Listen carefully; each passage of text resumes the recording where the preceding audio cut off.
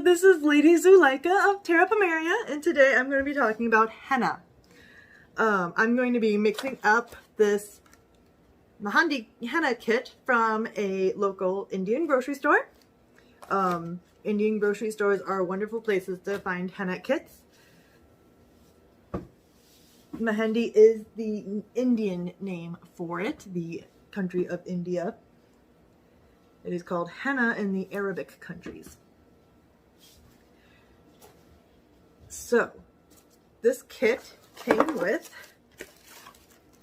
a bag of henna, henna oil. This is for applying after it is on your skin to help it dye the skin a little bit more thoroughly. A wooden spoon. You don't want to use metal spoons to mix your henna because it will react with the henna. This is a cotton swab just for applying the henna oil. It's got some design ideas on a little piece of paper. It also has a stencil, which is sticky on one side that I might actually try to use. It also comes with a henna cone, which is one of the very popular ways of applying henna, sort of like a frosting cone. You just put the henna inside, leave enough room at the top to be able to fold it over to seal it, and then you just apply pressure, just like a frosting cone. And it also has instructions in English and Arabic. It just specifies it being Mahandi powder. It doesn't specify the region. In my searches through henna, I have used Rajasthani henna and Jamila henna. Sorry, I keep calling it honey. Jamila henna is actually marketed more for hair henna. It can be used for skin henna, but Rajasthani is not marketed for a specific use. One of the reasons why you'll find henna more marketed for hair than skin is because the FDA doesn't allow it to be marketed for skin at this moment because it doesn't have any rules on it.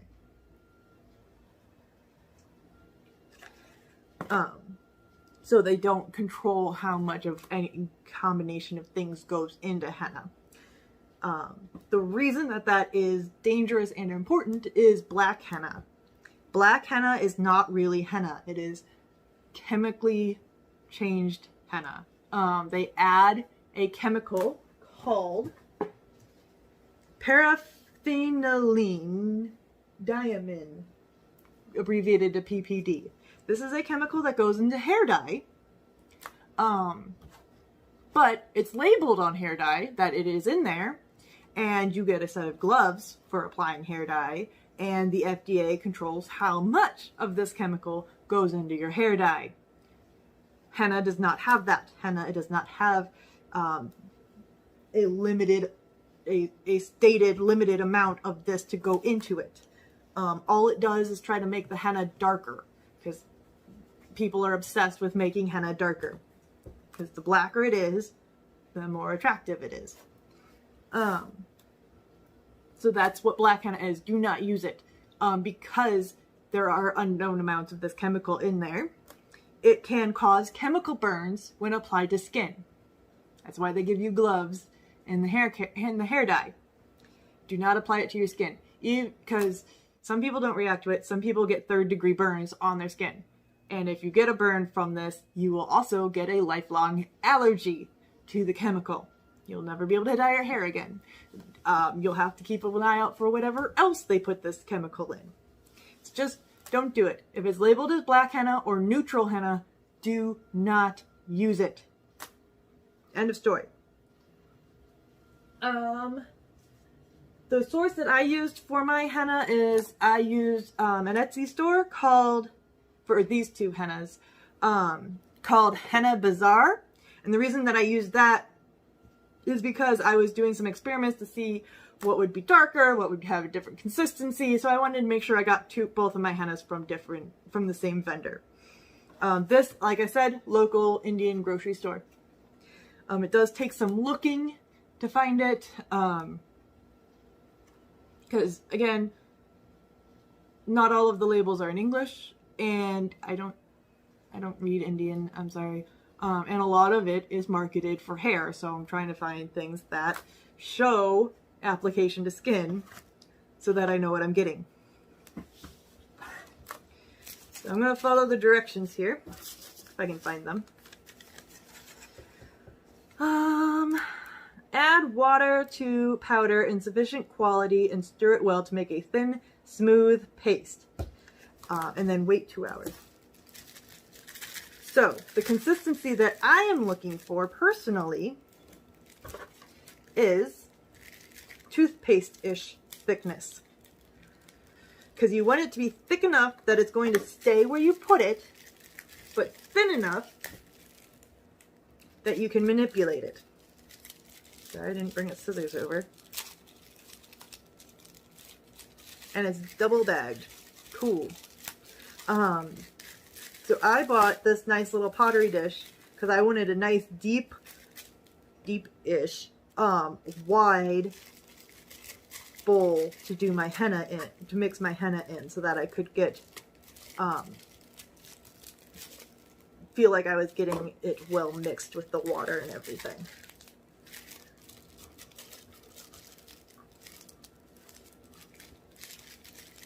So this recipe is just calling for adding henna and water, which is your basic henna recipe.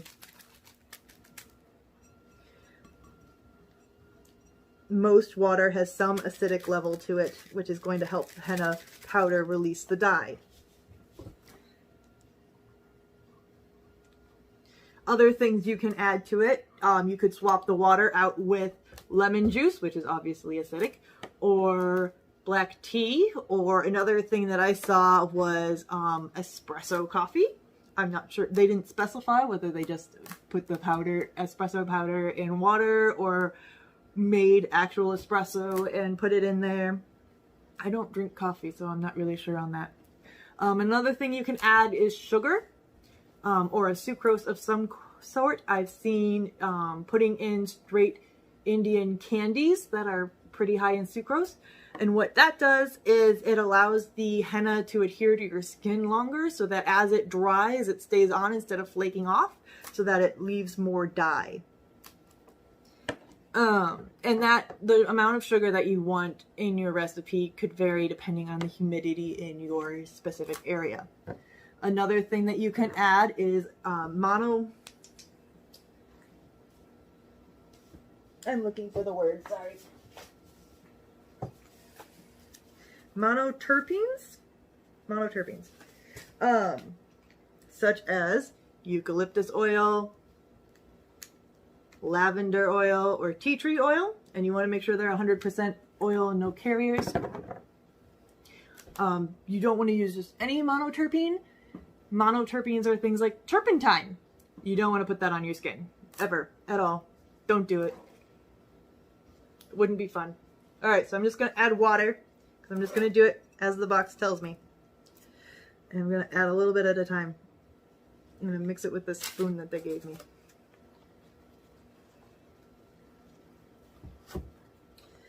Obviously, I'm not going to sit on the camera for 2 hours while I wait for it to set. I'm actually going to let it set overnight, and we're going to do this again tomorrow.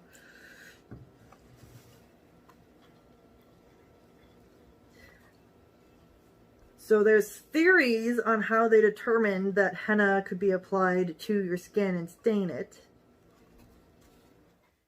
But nobody knows why they actually started doing it.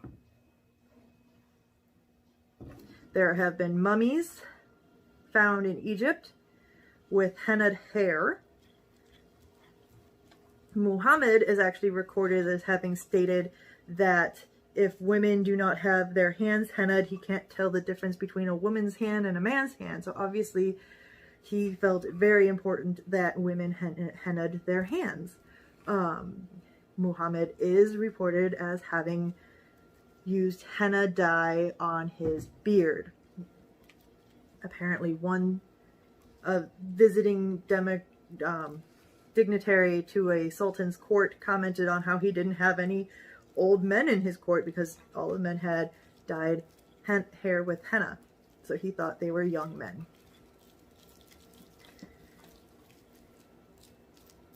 Henna artist is one of the occupations that women are allowed to have outside of the home in Muslim culture, because henna for women is applied in the women's houses.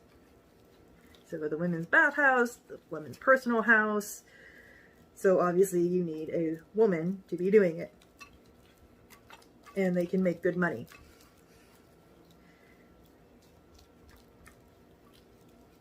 Let me get a little bit thinner than that.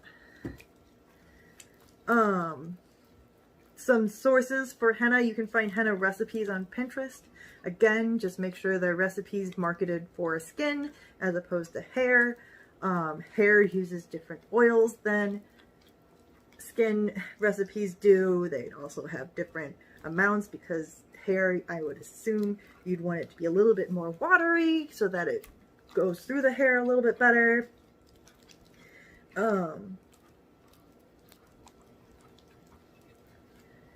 That's kind of the consistency that I'm looking for. So it's kind of like it moves. I might go a little bit waterier because it's going to absorb as it's sitting. But some sources that I've used for looking for historical information to at least get started, it's called a henna page. The lady did a PhD thesis on henna in period and found some evidence of henna in miniatures. Oh yeah, that's much better. Bear in mind, the hands in miniatures are like that big, so there's not a lot of detail, but you can kind of see that there's some sort of design on there, and trying to see what kind of designs they used in period. Another good source is called the Henna Muse. They had a lot of good articles on what the scientific breakdown of henna paste, what the sucrose does, what the monoterps do, what different acids would do, or what the liquid is going to do for it, all that kind of stuff. So I really enjoyed that. Another really, really, really good source that I enjoy and I'm going to delve deeper into is called Henna by Sienna. He is another PhD student who is also a professional henna artist. And he is looking into henna and different cultures, different Middle Eastern and African cultures. The different ways that they applied it, the different ways that they used it, the different meanings that it had for them, as well as the different, so like he's Jewish, so he looks at how the Jewish used it as opposed to their non-Jewish counterparts in the same countries. But he's got a lot of great sources. He's not really too far back into period because he's looking at things with photographs, but he has actually a blog entry that deals with SCA period, because he's been asked to speak at SCA events in his area. There we go. That looks good. So I am going to stop stirring this, and I'm going to seal it with saran wrap, because you want it to just kind of, you want to seal it at some point. Before I got this bowl, I used plastic containers because I could put lids on them.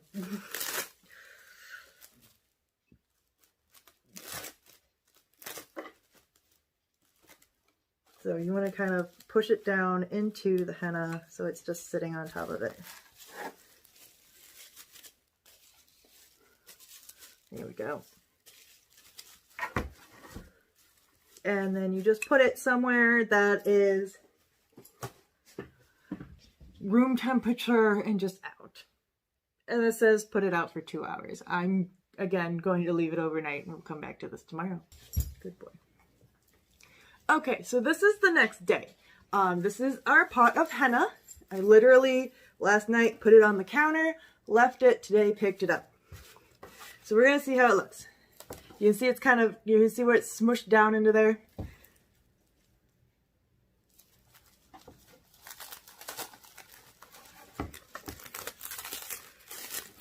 Ooh, look at that pretty henna. All right. Henna stains. That's what it does. So I'm rolling this up and putting it to the side, but I'm rolling it with the henna on the inside so I don't get henna everywhere. I'm going to put henna in my cone.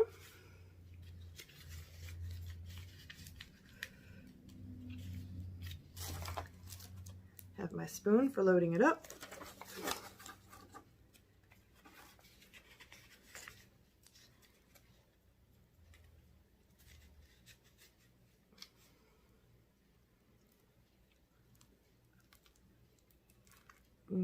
This is nice and creamy. It's kind of like frosting texture. It probably could have been a bit thicker. I might have put too much water in there, but it's not so watery that I'm going to have, I think, an issue working it. Try and push some of this down. I'll make a mess.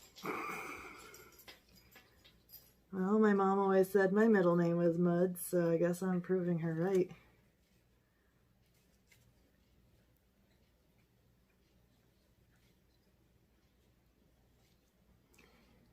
Trying to push it down with the spoon. This is really, really difficult to get in there because it just kind of wants to gather at the top. So I have seen where they will use larger frosting cones, like for cake frosting, and drape them, or large plastic Ziploc bags, and drape them over a cup to keep them open. And then they'll use those, they'll cut the corner of the Ziploc bag or just use the tip of the frosting cone, and they will use those to load these because it allows them to be a little bit more clean. You can see all of that henna glooped onto the side from me trying to scrape it off of the spoon and or get the opening anywhere near large enough. You can also, purchase preloaded henna cones. The same company that I got at the same grocery store, the same company, this Shelly company, had cones as well, about this size. And you can see this is about pinky to thumb height of my hand. Already pre-filled with henna. All you would have to do is trim the tip and get working with it. I can already tell you my hands are not going to be nicely, my fingers are not going to be nicely hennaed.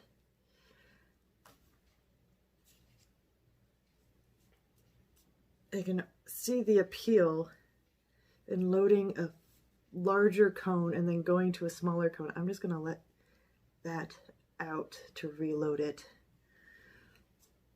Oh, glad I brought a paper towel over.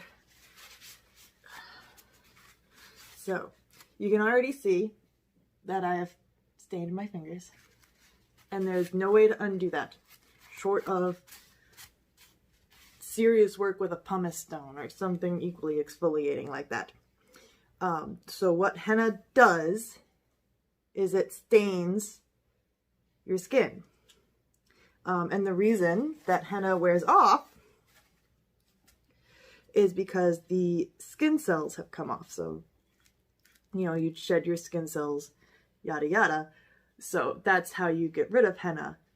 Take that into account if you consider doing the tips of your fingers, which is a very period practice. I think that's a good amount. It is a very period practice to do the tips of your fingers. Often at least the tips were done. And they were done solid, like solid around the whole front. Oh, goodness gracious.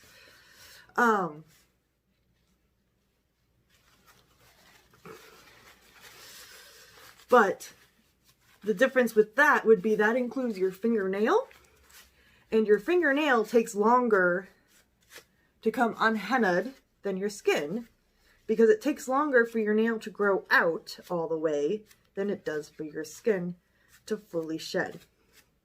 Okay, I think that's as good as I'm going to get cleanliness wise. I'm going to wipe off the top of this real quick. And yes, this is technically a waste of henna, but I'm okay with that for this purpose. This was not expensive. This was $4. Let's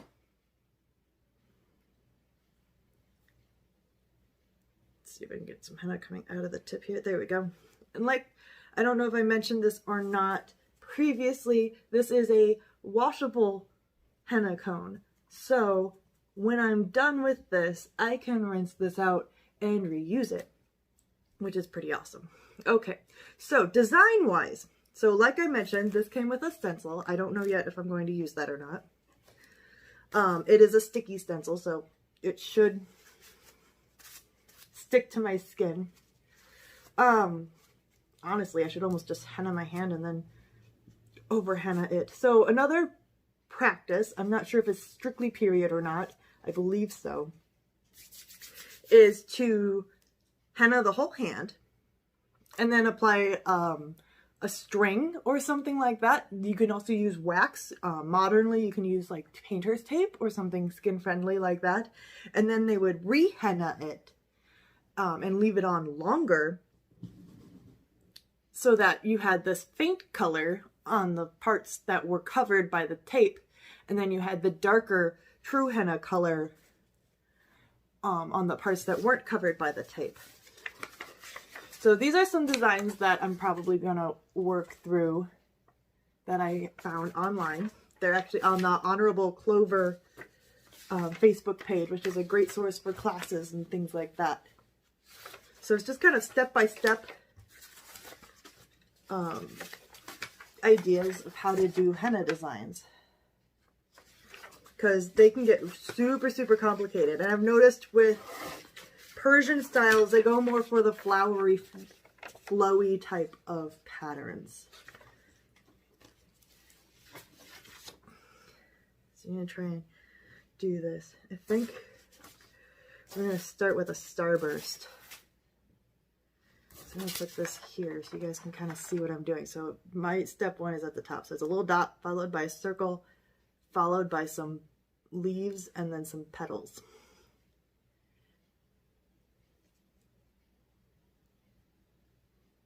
And I have never actually used a proper cone before, so this is an experiment. And I kind of like how it comes out with this. So I'm definitely pushing from the top to push it out because I don't want it to unfold. You can also, I have seen you can tape the top of the cone down. But with how much henna I had on the outside, I'm just not sure that that would have worked very well. So I might have even wanted this to be a little bit more liquidy to be able to come out a little easier. And then one benefit to having, you know, friends do this with you is that your friends, it's far easier to do it on somebody else's hand than it is your hand. And you can see how thick it is on my hand. Let's see if I can get an angle. Just how high up it is over my hand. So it's not just a liquid to paint on. It is a paste. Like I said, you want it to be kind of a toothpaste consistency so that it stays in the designs on your hand. And I have henna coming out the side here, so I'm trying to be very careful. I did wear some of my very washable garb for this.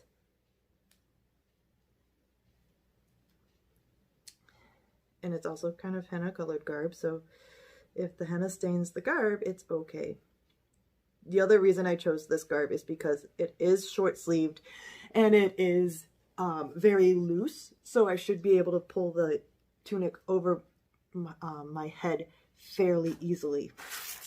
So there's my first sunburst. One thing you can do to practice your henna is you can practice it on paper, either just practicing the motions with a pencil, or you can load your henna and you can do this on paper. You could even take your sheet and cover it with saran wrap or a sheet of plastic or a piece of glass, and you can draw over it and trace it to get the motions practiced.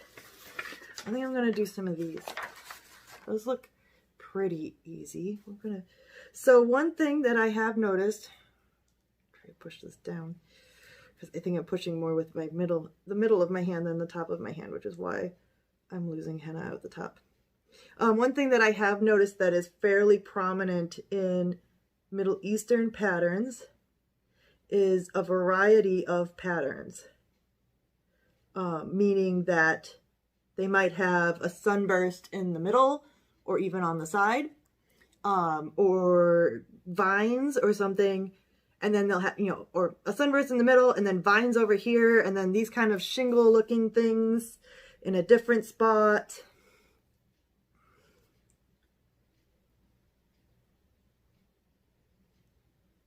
And they typically cover a large percentage of the hand in the designs. I am losing a lot of henna at the side. I'm glad I started with the strong hand. Sometimes I start with my weak hand, like when I'm doing nail polish, because I want to be doing my strong hand. If I have to do one of them while it's wet, I want to be using my strong hand when it's wet. You can see I'm having lots of issues with the henna out the top. My right hand is going to be all sorts of funny colored, and I forgot to take my wedding rings off before I did this, so I'm probably not going to do my left ring finger just because I don't want to smear it all over the place. The other thing to take into consideration when you're doing henna is that it takes hours to dry. So, good gravy. I have already finished taking care of the animals in my house, and I am ready to just kind of lounge around waiting for this to dry. I've kind of given up on designs at this point and just going woodly all over my hand in a mimicry of a vine.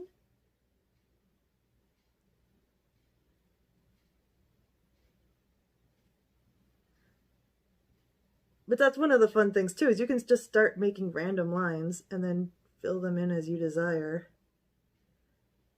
If you see a shape in it, or you just want to make a dot, it is a lot of filling in with dots and lines.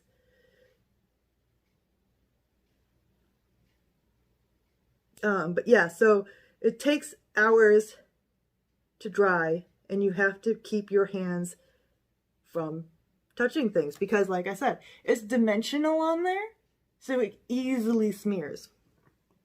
And you can see on the front of my hand what kind of effect the smears have.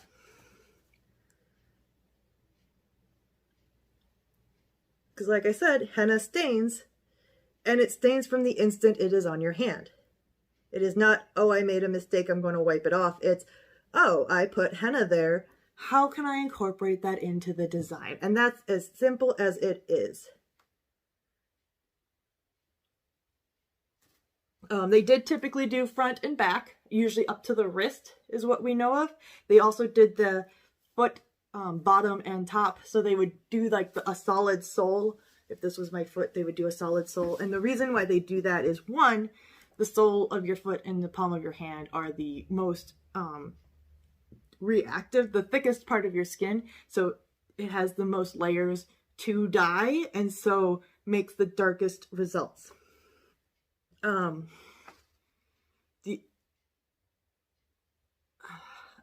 other reason is because their feet are in contact with, or close to contact with, the dirt, the hot sand, and the darker skin, much like those of African descent, allows for more heat to be pulled out of the body. I'm gonna make myself into a liar and do the ring finger anyway. I just won't take off my rings until after I've done this. I saw one thing that mentioned that they maybe did this with, so after you had a baby, they did this as a celebration, not only just as a celebration, you had a baby, you survived childbirth, huzzah, but also, I've just hennaed you all over your hands and feet. Do not you dare get up and move. We will take care of everything for you, sweetheart. Kind of a thing. So, you know, making the new mom rest and let people take care of her.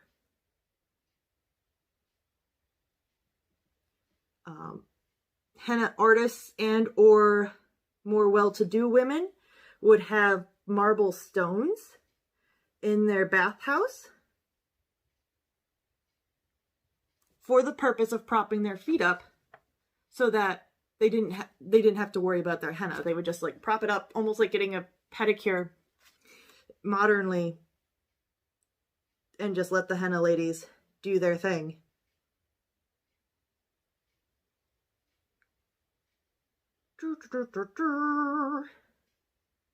Whee! So there we have it. There's my henna. And now I get to let it sit for an hour or so. So, oh, look at that mess. Woo! Makes me glad I didn't do the bottom of my hand so I can still work. I'm just gonna put this like, I'm gonna put this on this plastic wrap that's over here. I'm gonna try and wipe this off without wiping off the henna that I just put on.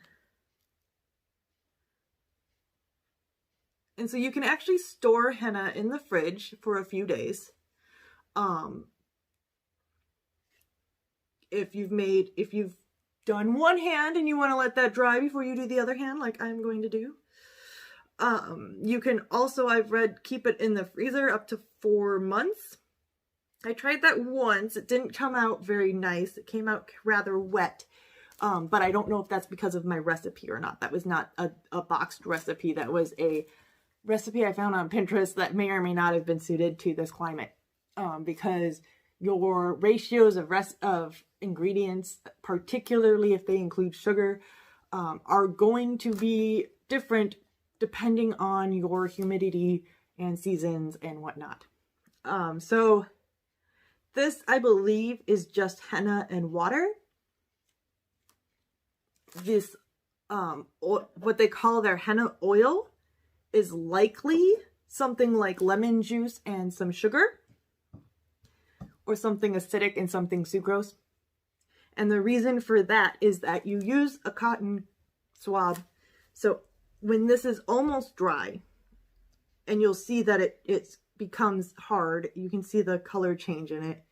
You can kind of see it in there where it becomes granular on my middle finger there.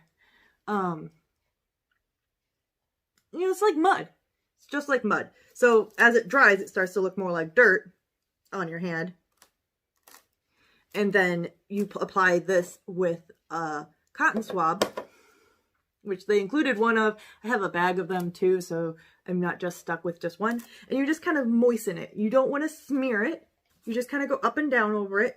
And that allows the henna to stick onto your skin for longer, and it just increases the dye time. That's all that does. So, yeah. So really glad that I only did one hand at a time, because this thing had a stopper in it and it was really, really hard to pull it out of there. This little clear thing was down in there. So I don't know if you can really tell, but most of my henna is dry, just about the only part that's still super moist is that middle part with the glops. And one of the ways I can tell it's dry is that I can feel it constricting on my hand. Not like in a bad way, but you know, like how mud dries. When mud dries, it shrinks because the water is gone. You can see all the cracking, especially on like my fingers. That's perfectly normal. And you can see like the color underneath there. So now what we're going to do is we're going to apply some of this henna oil. Smells pretty nice. So I'm just putting some on this cotton swab and just dabbing up and down. And you can see on my wrist, maybe it's more moist now, and that's just rehydrating the area so that more of the henna can be absorbed.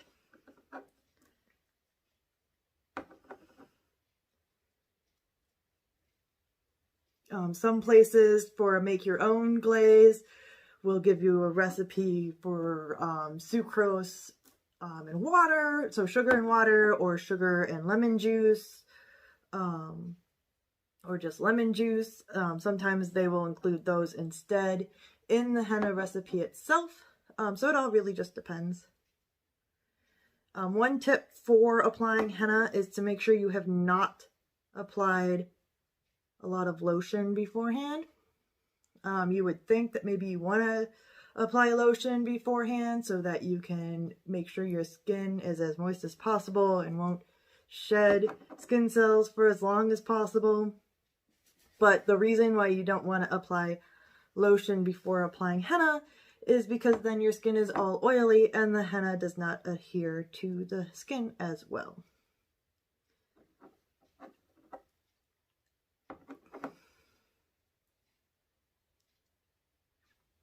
So I guess I really only needed the one thing because I just kept getting it re-wet. So it's not getting like soaking wet, it's just dabbing it up and down. I'm just trying to make sure I get all parts of it.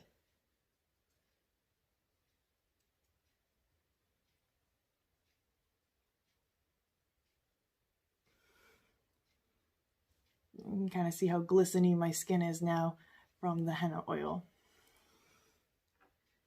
Make sure we don't put the stopper back in because I actually want to be able to open this by myself without pliers. All right, so I'll be back to show you how to take that off. All right, so this is the next morning. I slept with a sock over my hand so that any henna that came off of my hand during sleep would stay in the sock instead of getting spread around my bed and staining pillows and sheets and everything else around there. So this is just to keep that. I did find some notes that wrapping your hand with bandages or damp paper towels and then in bandages, or some variation of that, or just in fabric, helps keep the heat on your henna. And that helps deepen the dye. So there could be that effect as well. Just make sure when you put a sock on your hand for this that it's not so tight it's going to cut off circulation or anything like that. So let's see. Woo! Look at all that.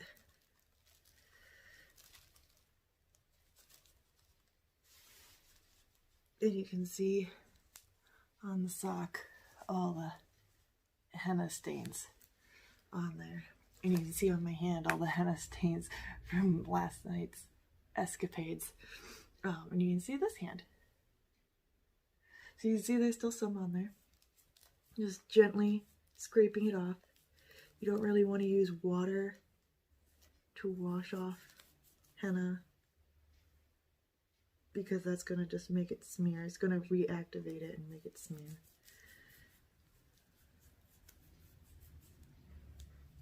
You could also use like a little stick, like I brought a stick over for this purpose, if it's being a little bit stubborn.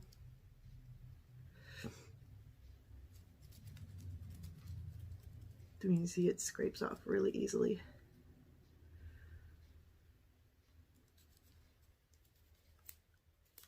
And again, it's not the darkest dye. Part of that's because it's on the back of my hand. Part of that could also be the quality of the henna that I used. It being a grocery store henna, it maybe isn't the best quality. But you can compare the color on the back of my hand to the front of my hand, and you could see how much darker and richer that color is, especially on my thumb that got a whole bunch of it. And you see how a henna dyed fingernail looks now. So that'll take about a year to grow out.